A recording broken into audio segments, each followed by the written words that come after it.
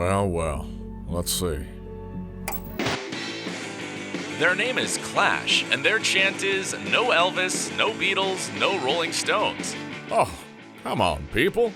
That's not even real music. Clash, who are you?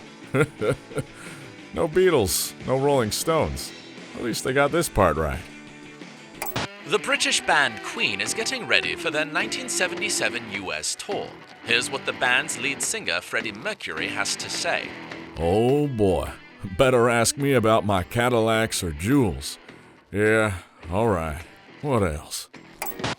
It's disco time! Ah! Honey, are you okay?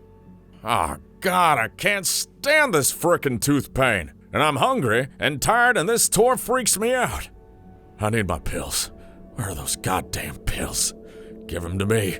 Darling, you've already taken 2 packs. Yeah. All right, I'm going to the bathroom.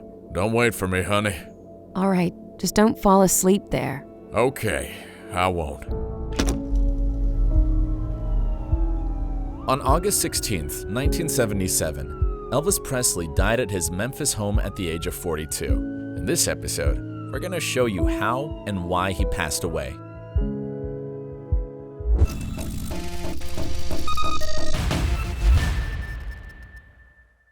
Who doesn't know Elvis? Everyone knows Elvis. From a truck driver in the mid-50s to living legend status in the late 70s, Elvis Presley had risen to stardom, and his star was shining bright for over 20 years. And then August of 1977 comes, and suddenly, death captures the crown of rock and roll as Elvis dies from a sudden heart attack right before going on tour. What happened? This time you'll need to help us out. Take a look at the 2 Elvises. Can you guess where the real Elvis is? Any ideas?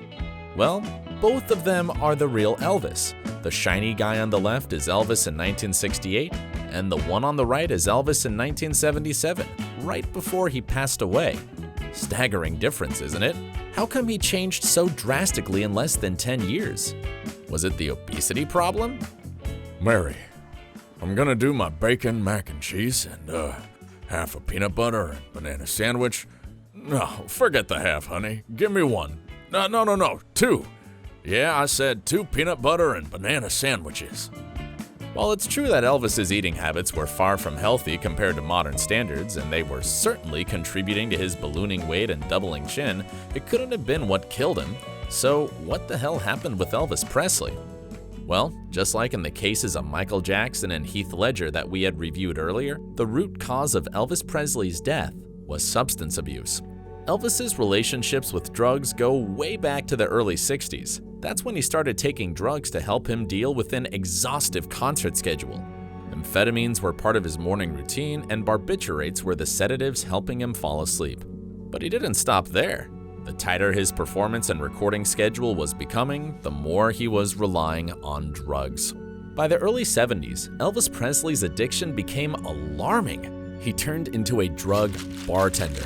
He knew how he wanted to feel on a certain day or night and was preparing himself deadly cocktails using very precise doses and combinations of drugs to get exactly in the mood he wanted to be.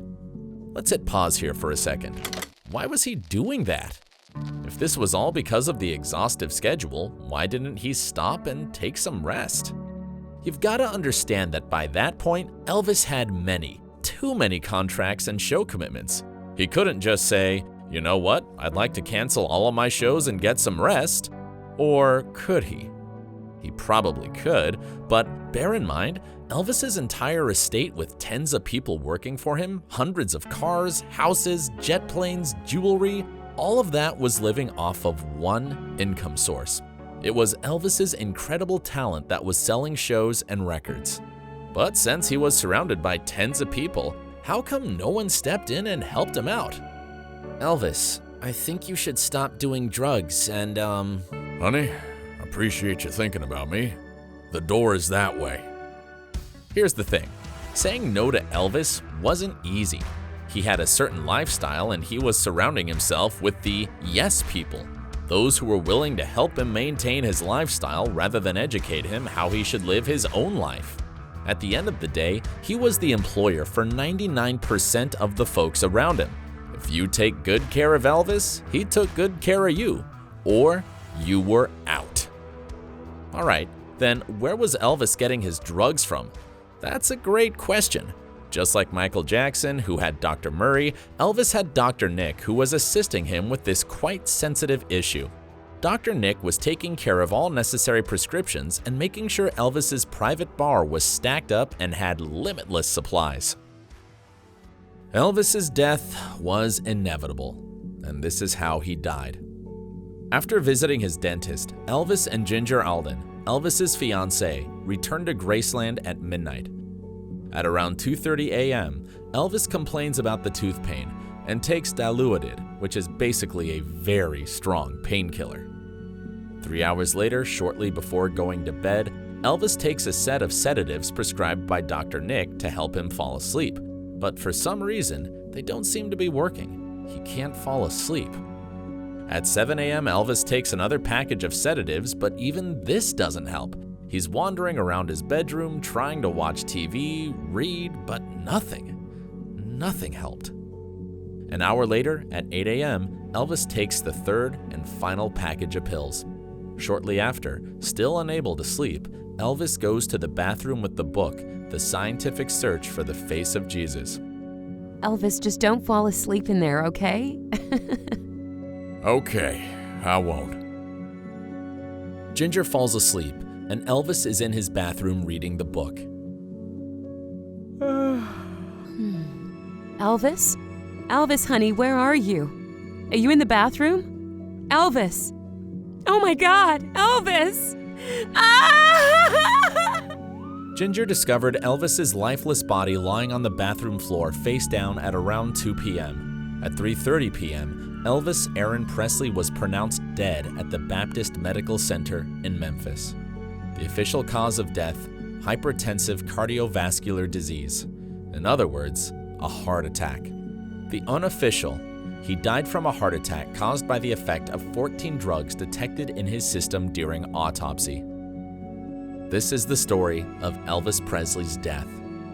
This is how it was.